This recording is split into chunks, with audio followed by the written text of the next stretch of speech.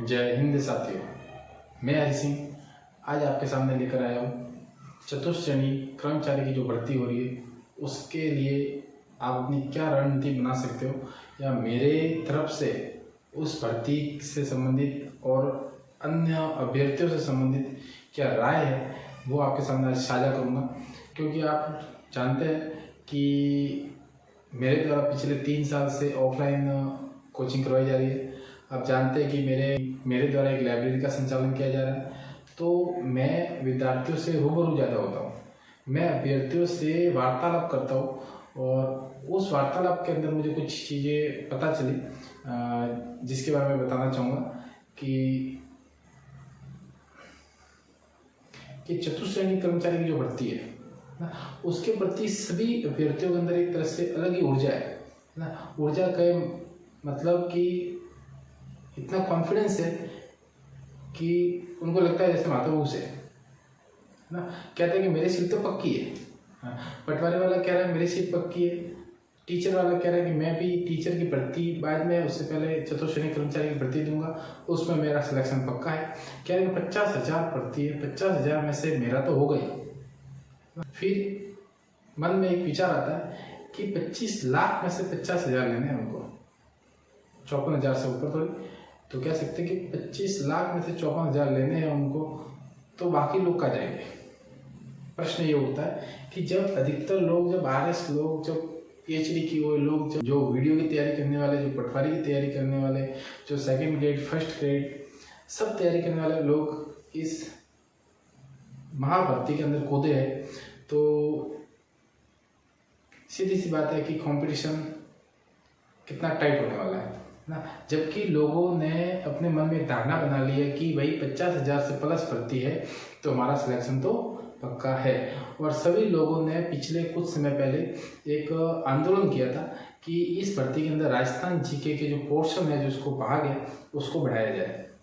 और लगभग उनके कह सकते हैं कि उनके द्वारा जो कोशिश की गई वो रंग लाई और बाद में सरकार ने इसका पाठ्यक्रम बदला और फिर उसमें राजस्थान GK के पाठ को बढ़ा दिया गया, जिससे बाहर से आने वाले लोगों के बनिस्पत अपने राजस्थान के लोगों के लिए फ़ायदा हो गया हुआ। और ये एक सबके लिए पॉजिटिव न्यूज़ थी, जैसा हम सबको पता है। परंतु YouTube पर या कह सकते हैं अलग अलग लोगों से पूछने के बाद लोगों के मन में बहुत सारी भ्रांतियाँ आ गई है, बहुत सारी कह सकते हैं कि उसमें कन्फ्यूजन आ गया कि हम तैयारी करें क्या, हम अपनी रणनीति बनाएं क्या। हम अपनी रणनीति को 120 प्रश्नों के लिए बनाएं या 200 नंबरों के लिए बनाएं या फिर कह सकते हैं कि 100 नंबर के लिए बनाएं या 100 प्रश्नों के लिए बनाएं। तो कह सकते हैं कि एक तरह से लोगों के मन में प्रश्न तो उठ रहे हैं, पर उन प्रश्नों का जवाब उनको कहीं ना कहीं मिल नहीं रहा है ना। क्योंकि जैसा कि मैं हमेशा बच्चों से रूबरू होता हूँ, बच्चे मुझसे मिलते हैं और मैं खुद आगे से उनको पूछता हूँ, तो उनसे कुछ बातें मुझे प्राप्त हुई है और वो मेरे लिए बहुत ज़रूरी है, आपके लिए मेरे से भी ज़्यादा ज़रूरी है ना। अब आपको पहले तो ये पता है कि आपका सिलेबस क्या है ना, जिसमें लगभग 120 प्रश्न देंगे। वो 120 प्रश्नों का वर्गीकरण भी दे दिया उन्होंने, ये भी अच्छी बात है। सिलेबस को विस्तृत भी बता दिया अपने को कि आपको क्या क्या पढ़ना है, आपको किस टॉपिक में से क्या क्या प्रश्न पूछे जाएंगे, वो भी आपको बता दिया है। आपको ये भी बता दिया है कि किस लेवल के प्रश्नों को या प्रश्नों का स्तर होगा, वो भी बोर्ड के द्वारा आपको बताया कि 10वीं के लेवल का स्तर होगा जो आपको प्रश्न पूछे जाएंगे। तो क्या आप 10वीं तक का ही पढ़ना है आपको? क्या आप सोचोगे कि पिछला जो जेल प्रहरी का एग्जाम हुआ, क्या उस जैसा पेपर आएगा जो आज तक की राजस्थान की भर्ती में सबसे सरल पेपर था? तो बहुत सारे सवाल हैं जिसके उत्तर आपको मिलने चाहिए, है ना। मैं वैसे YouTube पर नया हूँ, पर ऑफलाइन बच्चों को गाइड करना, ऑफलाइन बच्चों को मार्गदर्शन करना, ऑफलाइन पढ़ाने का अनुभव मेरे पास है। ज़्यादा वैसे नहीं है, फिर भी 3 साल का अनुभव है मेरे पास। तो उस अनुभव के बेस पर मैं आपको कहना चाहूँगा कि इस भर्ती को क्लियर करने के लिए एक ऐसी रणनीति बनाने की ज़रूरत है ना। चाहे नया अभ्यर्थी हो, चाहे 2 साल 3 साल पुराना अभ्यर्थी हो जो पिछली भर्तियों की तैयारी कर रहा है और आज भी तैयारी कर रहा है, तो दोनों के लिए एक ही रणनीति चाहिए। ऐसा ना हो कि ज़्यादा ओवर कॉन्फिडेंस में आकर आप जो नहीं करने प्रश्न, उन प्रश्नों को भी करके एक तरह से आप पीछे आ जाओ। इसलिए मैं इस भर्ती को अभ्यर्थियों के लिए एक नाम दे रहा हूँ, इस भर्ती का नाम दे रहा हूँ आत्मघाती भर्ती। ध्यान देना क्या है, आत्मघाती भर्ती। मुझे जहाँ तक लगा कि ये भर्ती है ये आत्मघाती होगी। आत्मघाती का मतलब क्या है कि इस भर्ती के अंदर वो ही अभ्यर्थी पास होगा जो आत्मघाती तरीके से यहाँ पर प्रश्नों को हल नहीं करेगा, है ना। कहने का तात्पर्य यह है कि प्रश्नों का लेवल बहुत सिंपल होगा, परंतु प्रश्नों का जो पूछने जाने का जो तरीका होगा वो कुछ इस तरीके से होगा कि कैंडिडेट या अभ्यर्थी उन प्रश्नों को करने के बाद ही पीछे आएगा। कह सकते हो, या तो प्रश्नों को वो छेड़ेगा, छेड़ने के बाद में वो प्रश्न आपको और पीछे लेके जाएंगे, इसलिए मैंने इसका नाम दिया आत्मघाती भर्ती। अब इस भर्ती में मैं जो आपको बताना चाह रहा हूँ वो बहुत ज़रूरी पार्ट है इसका। कहते हैं कि इस भर्ती में आपको बहुत सारी चीज़ें दी गई है, जैसे आपको कह सकता हूँ हिंदी 20, अंग्रेजी 15, गणित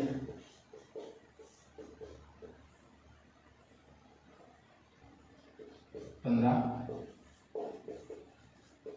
कंप्यूटर 5, करंट 10, ये कह सकते हैं आप विज्ञान, इसका नॉर्मल स्तर कितना 5 प्रश्नों का स्तर पूछा गया इसमें, या कह रहे हैं ना। इसके अलावा कुछ ऐसे पाठ्यक्रम को डाला गया जो राजस्थान में भर्ती या कह सकते हैं राजस्थान की भर्ती में कदम रखने वाला जो भी अभ्यर्थी होगा वो सबसे पहले उसी पाठ को करने की कोशिश करता है, जिसको हम बोलते हैं राजस्थान का जीके, राजस्थान सामान्य ज्ञान या कह सकते हैं जीके, जिसमें कह सकते हैं आप भूगोल 20 और इतिहास प्लस कला संस्कृति, इतिहास प्लस कला संस्कृति, ये कितना है 20। आप कह सकते हो भूगोल व इतिहास प्लस कला संस्कृति दोनों 20-20 है। इसके अलावा और कुछ कहा गया कि भारत का संविधान प्लस राजस्थान का संविधान, संविधान मतलब कि कह सकते हैं राज्य व्यवस्था, राज्य व्यवस्था या कह सकते हैं पॉलिटी। इसके प्रश्न अपने को दिए 10 प्रश्न दिए, और इन 10 प्रश्नों का मतलब ये है कि एक तरह से आप कह सकते हो कि 5-5 जगह पूछ सकते हैं। वैसे भारत का संविधान इतना ज़्यादा नहीं है, सिर्फ संविधान का परिचय दिया गया है, फिर भी राजस्थान की पॉलिटी थोड़ी इसमें ज़्यादा है। ये कुछ ऐसा दिया हुआ। अब आप सोचो कि जैसे ही लोगों को लगा कि राजस्थान का भूगोल व इतिहास कला संस्कृति 20 और 20 40 नंबर के है, तब से लोग सब इसके पीछे पड़ गए। मैं खुद राजस्थान जीके का विद्यार्थी हूँ, खुद राजस्थान जीके कला संस्कृति भूगोल पढ़ाता हूँ, तो मैं कहना चाहूँगा कि अभ्यर्थियों के द्वारा जो गलती हो रही है वो इस पोर्शन में हो रही है कि आप राजस्थान जीके के पार्ट को ज़्यादा मजबूत करने के चक्कर में अपना जो दूसरा पार्ट है उसको आप कवर नहीं कर पा रहे हो। मेरी ओर से जो राय है वो मैं अब आपको बताऊंगा कि हिंदी आप बचपन से पढ़ रहे ना, ध्यान देने की बात है, हिंदी आप बचपन से पढ़ रहे, इंग्लिश आप बचपन से पढ़ रहे, गणित आप बचपन से पढ़ रहे ना, और कहीं तो आप साइंस भी पढ़ रहे, ये भी याद रखना, साइंस भी बचपन से पढ़ रहे। कंप्यूटर, हाँ, कंप्यूटर का सिस्टम में ऐसे कह सकता हूँ कि आजकल जो एंड्रॉयड मोबाइल है वो मोबाइल और कंप्यूटर का भाग लगभग सेम होने लग गया है ना। आपको भी पता है कि कंप्यूटर का जैसे कैमरा हो गया, टच पैड हो गया, ठीक वैसे ही मोबाइल कंप्यूटर के अंदर वेबकैम आ गया है ना, टच पैड आ गया, वो सब कुछ। तो आप कह सकते हो कि कंप्यूटर भी आपके कहीं ना कहीं टच में है। वो बात अलग है कि आप कंप्यूटर की थ्योरी को नहीं पढ़ पा रहे हो।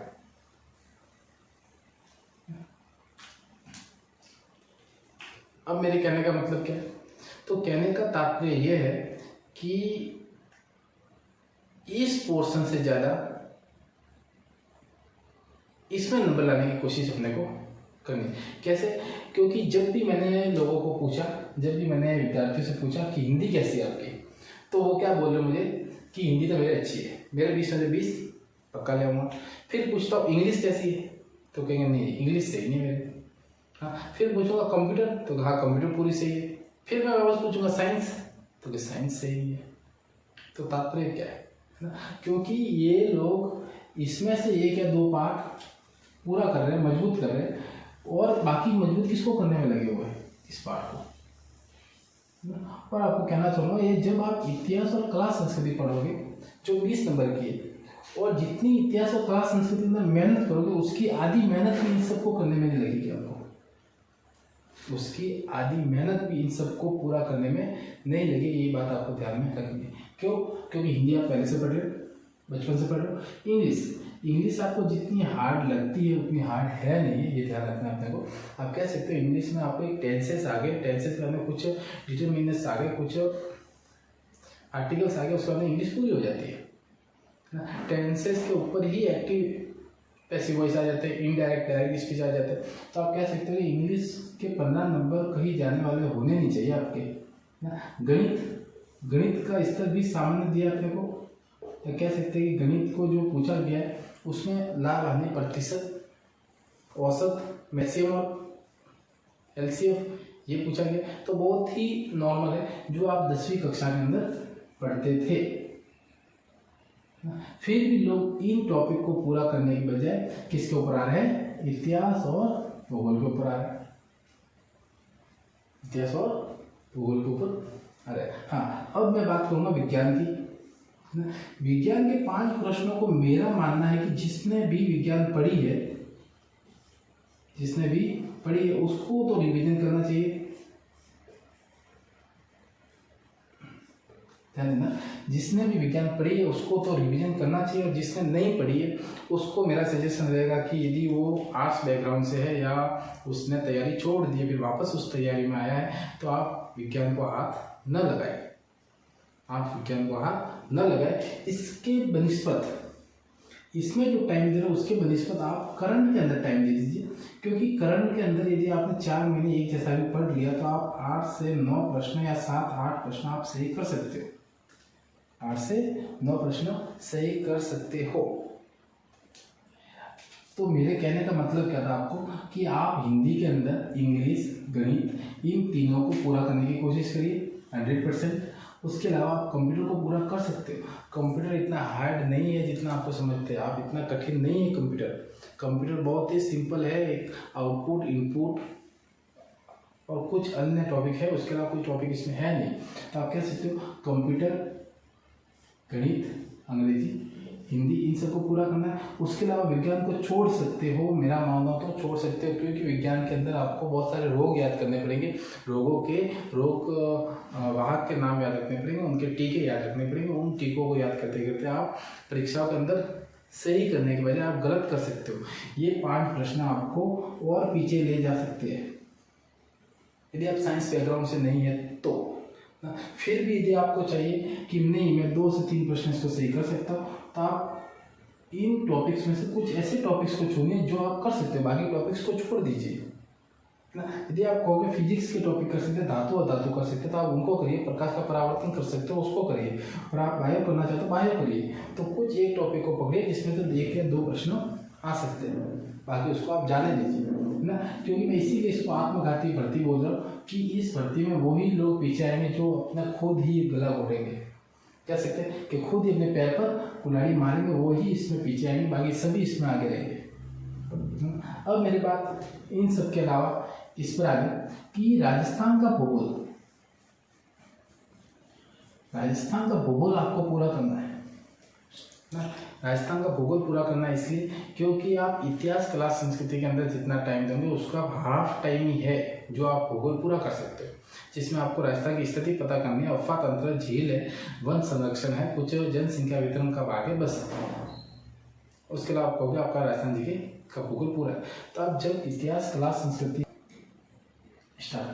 जब आप इतिहास, कला, संस्कृति के टॉपिक को करने से पहले आपको भूगोल को प्राथमिकता देनी है। कह सकते हैं कि भूगोल के 20 प्रश्नों को आपको हल करने की कोशिश करनी है, पूरे 20 के लिए हल करनी है ना। मैं आपको इसलिए बोला क्योंकि मैं इतिहास, कला, संस्कृति और भारतीय राज्य व्यवस्था के ऊपर आपका जोर नहीं देना चाहता, क्योंकि आप इन पोर्शन को करने के चक्कर में आप ये अपना जो पूरा फिक्स पार्ट है इसमें पूरे में से पूरे नंबर ला सकते हो, वो आपका पूरा पीछे छूट जाएगा।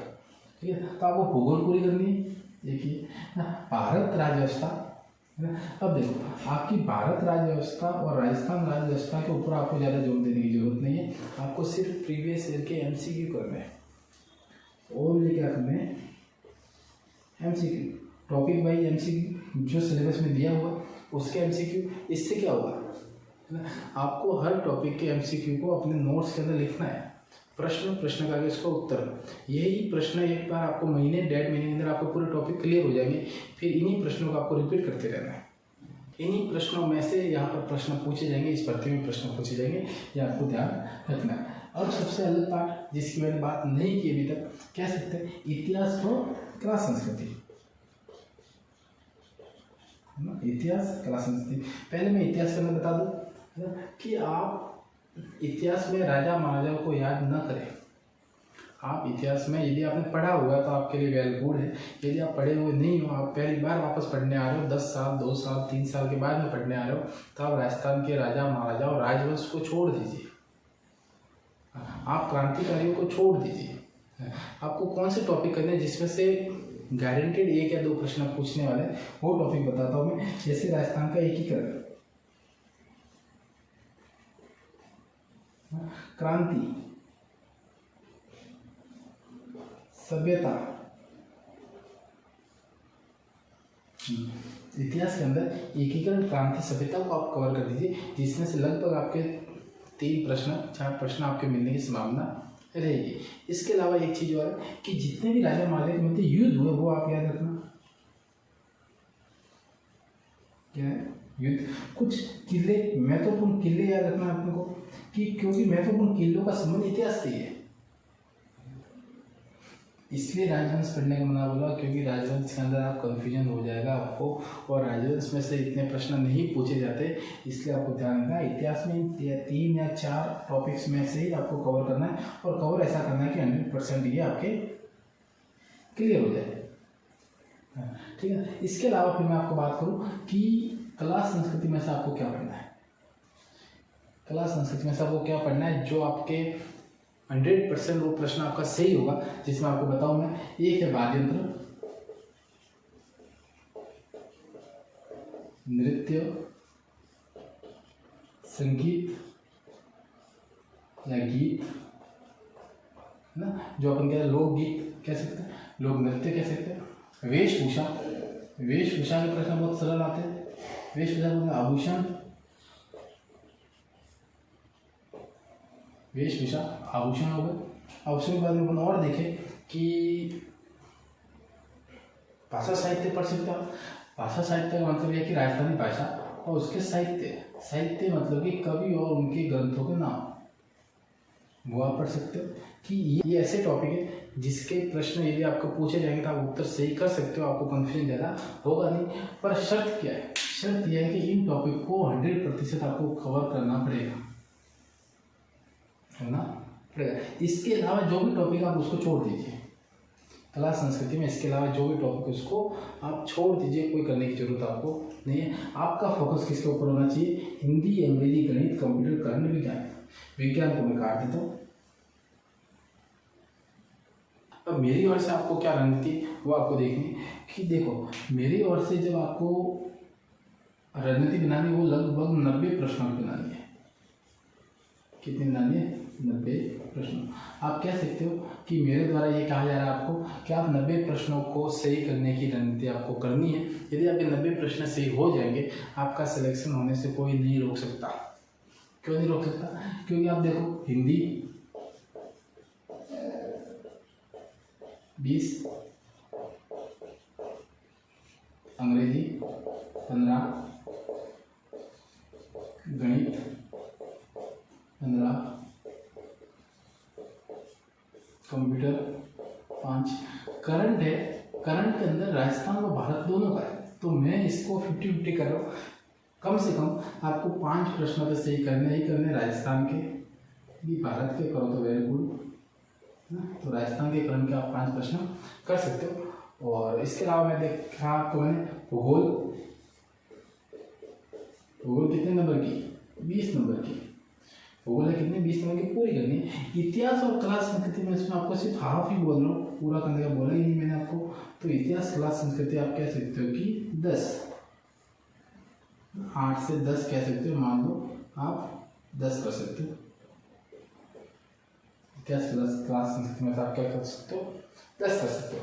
इतिहास कला संस्कृति से 10। भारतीय राजस्थान या राजस्थान, अब ये है आपके बोनस, राजस्थान राज्य व्यवस्था, राजस्थान राज्य व्यवस्था प्लस विज्ञान, ये आपके क्या, ये बोनस। आप कह सकते हो इन दोनों के सिर्फ आप एमसीक्यू को आप एक रजिस्टर के अंदर टॉपिक वाइज लिख लोगे, उन एमसीक्यू को आप सिर्फ बार बार पढ़ते रहोगे तो आपको सितंबर तक वो एमसीक्यू याद हो जाएंगे, आपको वो प्रश्न याद हो जाएंगे। आपको अलग से टॉपिक पढ़ने की जरूरत नहीं है, इन्हीं प्रश्नों में से प्रश्न पूछे जाएंगे, क्योंकि इसका स्तर पहले ही मैंने बताया कौन सा स्तर, इसका 10th का स्तर है, 10th का स्तर। तो आप अपनी कोशिश इसके ऊपर बहुत कम करिए, इनके ऊपर बहुत कम करिए। ये जो समय है, ये समय आप अपने गणित को दीजिए, अंग्रेजी को दीजिए, हिंदी को दीजिए।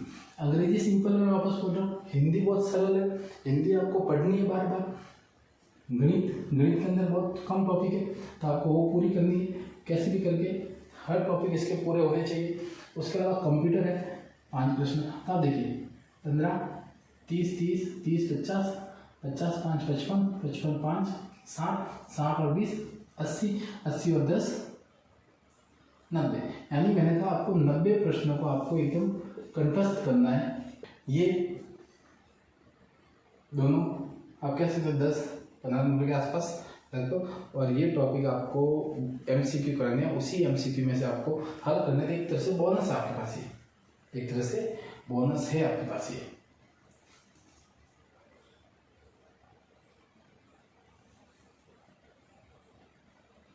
तो मैंने कहाँ पर कम किए, 5 यहाँ पर कम किए। आप इसको बढ़ा सकते हो, ये प्लस प्लस हो सकता है ना, वो आपके ऊपर निर्भर है, आप उस कर्म को कितना महत्व दे रहे हो।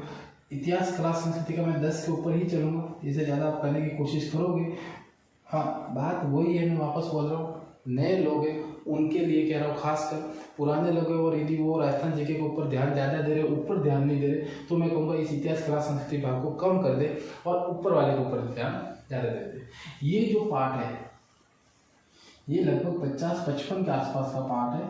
ये 55 प्रश्नों को आप 100% कर सकते हो, 55 प्रश्नों को आप 100% हल कर सकते हो। आप कोशिश कर सकते हो इस 55 में से आपके लगभग 50 प्रश्न सही हो सके ना। भूगोल पूरी आप सही कर सकते हो, तो आप कह सकते हो, मैं आपको कह सकता हूँ कि 90% प्रश्न आप अपने करने के टारगेट में रखिए और इन्हीं टॉपिक को कवर करिए। और मेरे द्वारा इस YouTube चैनल पर आपको क्या पूरा करवाया जाएगा वो मैं बताता हूँ। आपको गणित के जितने भी टॉपिक हैं उन सब टॉपिक को पूरा करवाया जाएगा।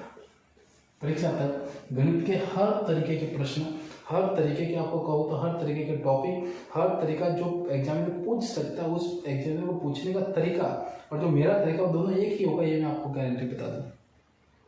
इसलिए आपको मैं ये 15 प्रश्नों की तैयारी करवाऊंगा। इसके अलावा मैं आपको 5 प्रश्नों की तैयारी करूंगा जो कंप्यूटर से रिलेटेड होंगे। तो आपको कह सकता हूँ 15 + 5। उसके अलावा भूगोल के 20 है, तो आपको 20 प्रश्नों की तैयारी भूगोल की मेरे द्वारा की जाएगी, मेरे द्वारा करवाई जाएगी। आपको सिर्फ वीडियो देखना है, सिर्फ वीडियो को 1 से 2 बार सुनना है। आप यदि सुन भी लोगे, आप देखोगे नहीं, तो भी आपको प्रश्न हल करने में मदद मिलेगी। इसके अलावा कला संस्कृति इतिहास का मेरी ओर से थोड़ा कम वेटेज रहेगा। मैं आपको पहले ही बता रहा, क्योंकि मैं राजस्थान जी के खुद पढ़ाता हूँ, इतिहास कला संस्कृति पढ़ाता हूँ, इसलिए मैं इसके ऊपर थोड़ा कम वेटेज दूंगा। फिर भी आपको मैं यहाँ पर इसके सवालों को करवाऊँगा। तो लगभग ज़्यादा नहीं तो कहो तो 40 के आसपास, 35-40 के आसपास आपको मैं यहाँ पे इस YouTube चैनल पे करवाऊँगा। इसके अलावा जितना भी वो आपको खुद करना है। आपको किसी भी YouTube से सहायता ले सकते हो, किसी भी किताब से सहायता ले सकते हो। जो कोई भी किताब है वो अपने आप में परिपूर्ण है। किसी भी किताब पर अविश्वास न करिएगा। जो भी है वो सफिशिएंट है। आप सामान कम रखिए अपने साथ। आप कह सकते हो कि किताबें कम रखिए। कहते हैं कि यात्रा जब भी करते हो तो अपने पास साथ सामान कम रखना पड़ता है। उसी तरीके से जब आप पढ़ रहे हो तो अपने पास सीमित संसाधन रखिए। सीमित या तो यूट्यूब है तो यूट्यूब, किताब है तो किताब। ये था एक तरह से 90 प्रश्नों का। यदि आप 90 प्रश्नों के ऊपर अभी से ही मेहनत करनी शुरू कर दोगे तो मैं दावे के साथ कह सकता हूँ एग्जाम हॉल से जब बाहर निकलोगे तो आपके चेहरे पर प्रसन्नता होगी। क्यों? क्योंकि आपने अपना 100% प्रश्नों को करने के बजाय आपने सिर्फ 90% प्रश्नों को ही हल करना उचित समझा।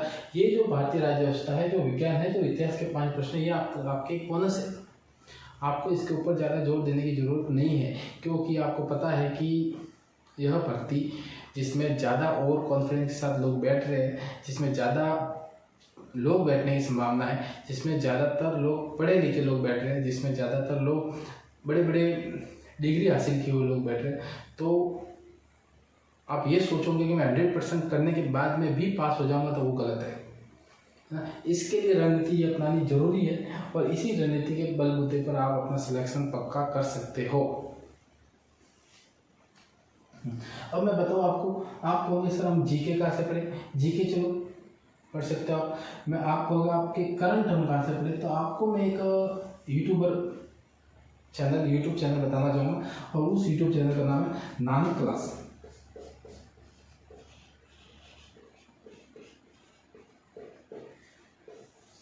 नानक क्लास है। मैं खुद पिछले 3 साल से 4 साल से इस यूट्यूब चैनल को फॉलो कर रहा हूँ। आप इस यूट्यूब चैनल से रेगुलर बेसिस पर रोजाना 10 से 15 मिनट का एक वीडियो आता है। उस वीडियो को आपको सिर्फ देखना है। उसके बाद जब 7 दिन का वीकली वीडियो आता है उसको देखना है, फिर मंथली वीडियो आएगा उसको देखना है, उसके अलावा कुछ नहीं करना है ना। फिर भी आप उसमें से प्रश्न जो भी आएंगे वो लगभग 90 से 95% प्रश्न इसमें से मिलने की संभावना रहेगी आपको। तो आप नानक क्लासेस के यूट्यूब वीडियो से देख सकते हो। मेरा कोई इनसे संबंध नहीं है, मैं खुद इनसे इतना प्रभावित हूँ, इसलिए मैं आपको इसका बता रहा हूँ। तो नानक क्लास आप देख सकते हैं। विज्ञान है तो आप विज्ञान मोटे मोटे तौर पर 9th 10th की RBSE NCERT की बुक्स को देखना, उसके अलावा ज़्यादा देखने की काम है नहीं आपको।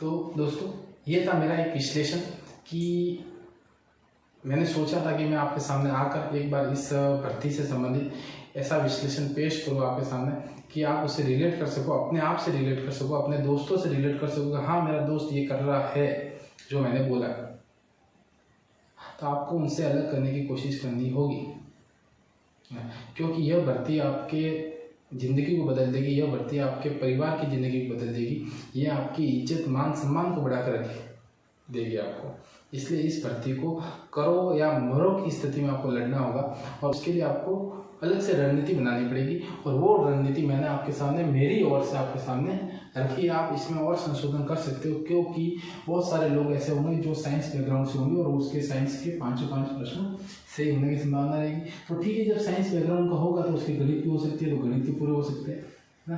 कंप्यूटर नहीं है तो आपको कंप्यूटर पूरा करना है। इसके साथ ही आपको ध्यान होना चाहिए कि आपको कौन सा पोर्शन करना है, कौन सा पोर्शन छोड़ना है। आप गणित में से भी कोई टॉपिक ऐसा है जो आपको लग रहा है कि मैं इसके प्रश्नों को गलत कर सकता हूँ, तो उस प्रश्न को आप छोड़ सकते हो, उस टॉपिक को ही छोड़ दो, है ना। इससे 2 फायदे होंगे कि जब एग्जाम के अंदर आप बैठोगे तब आप उस टॉपिक के प्रश्नों को आते ही एक बार देखने के बाद में आगे चले जाओगे, तो उस टॉपिक के प्रश्न के ऊपर जो टाइम वेस्ट होता वो आप किसी और प्रश्न के ऊपर दे सकते हो, है ना। जो वो गलत होकर आपके सही अंक को काट देता वो भी आप बच जाओगे। तो आप कह सकते हो कि 90 प्रश्नों के आप रूपरेखा बनाइए और डेफिनेटली सक्सेस मिलेगी और सफलता आपके कदम चूमेगी, ये मेरी ओर से विश्वास है।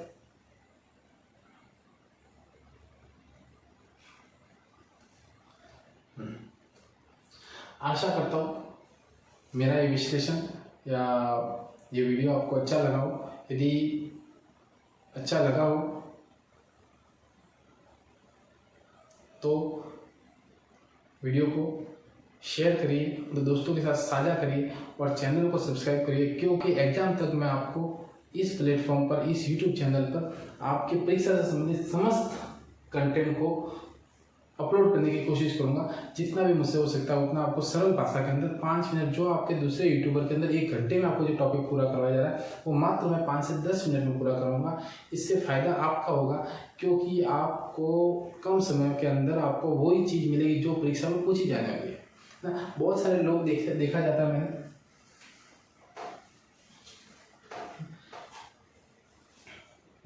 बहुत सारे मैंने देखे कि किसी टॉपिक के 2 या 3 प्रश्न ऐसे आ जाते हैं कि वो उस एग्ज़ाम से बाहर आ जाता है या उस बुक से बाहर आ जाता है, उन प्रश्नों के पीछे पढ़ते हैं। पर आपको ध्यान रखना है कि आपको कॉमन चीज़ ही पढ़नी है, आपको उसके अलावा कोई नहीं पढ़ना है। और इन कॉमन में से ही प्रश्न पूछे जाते हैं। 2 या 3 प्रश्नों को पीछे नहीं भागना है अपने को, उन 30-40 प्रश्नों के पीछे भागना है जो आपको आने चाहिए, जो सबको आने चाहिए ना। शर्त यह है कि आपको ये प्रश्न सही होने चाहिए, यदि गलत होगा तो आप उन सही प्रश्न वालों से पीछे आ जाओगे। वीडियो अच्छी लगी हो तो वीडियो को शेयर कीजिए, लाइक कीजिए और इस चैनल को सब्सक्राइब कीजिए, क्योंकि आपकी आने वाले हर वीडियो आपके लिए लाभदायक होंगे। इसलिए मेरे साथ HSGK पॉइंट के साथ बने रहिए। जय हिंद।